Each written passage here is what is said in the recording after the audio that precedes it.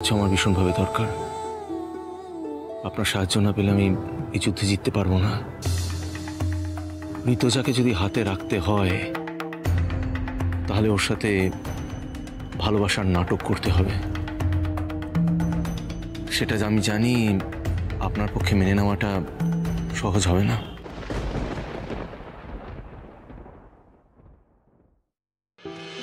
চিন্তা নেই, এত ঝড় যখন পেরিয়ে এসেছে তখন আমি আর কিছুতে ভয় পাই না। তবে কি? তবে বেশি যদি গায়ে ঘেঁষতে দেখেছি তাহলে কিন্তু আমার থেকে খারাপ আর কেউ হবে না। হ্যাঁ, ওরে বাবা, একেবারে আপনার তো পেটে পেটে হিংসা, সাংঘাতিক অধিকার বোধ। যা কিছু আমার তার উপর শুধু আমার অধিকার আছে, অন্য কারণ নয়। আমি বেঁচে থাকতে আপনাকে অন্য কারোর হতে দেখতে পারবো না।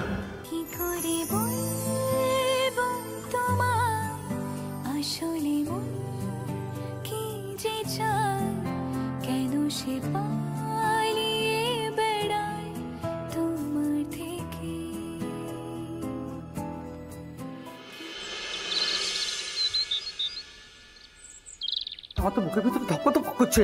হার্টবিটটা চেক করো। কেন? হার্টবিটটা চেক করো। করছে না, চেক করো না। দেখি হার্টবিটটা দেখো তোমার। বাপ রে বাপ, কি হার্টবিট নাকি এক্সপ্রেস ট্রেন? হ্যাঁ, তীর্থের কাকের মতো এরকম হাঁ করে দরজার সামনে এত সকাল সকাল দাঁড়িয়ে দুজনে।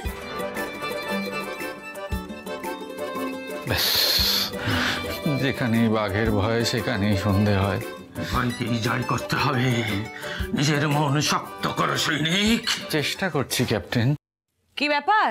হ্যাঁ, সৌমেন, ঋষভ, সকাল সকাল দুজনে এইভাবে গেটের সামনে ভিজে বেড়াল হয়ে দাঁড়িয়ে আছো কার অপেক্ষায়? বলো, তুমি বলো। Morning walk. আমি তখন সকালবেলা মর্নিং ওয়াক। মর্নিং ওয়াক এখানে সৌমেন? হ্যাঁ, এখানে করছি। কি বলছো? অনেকক্ষণ ধরে করছি, অনেকক্ষণ ধরে মর্নিং ওয়াক করছি তো বুকের ভিতরে তো ধরপড় একটু কথা শুনো। কি হচ্ছেটা কি এইসব? আমার কোনো শোনার কিচ্ছু ইচ্ছে নেই। আচ্ছা দিদি, বলছি তুই হঠাৎ এত সকাল সকাল উঠে পড়েছিস, মানে ঘুমাচ্ছিল না? কেন, আমি সকাল সকাল উঠে বুঝি তোদের কোনো অসুবিধে করলাম?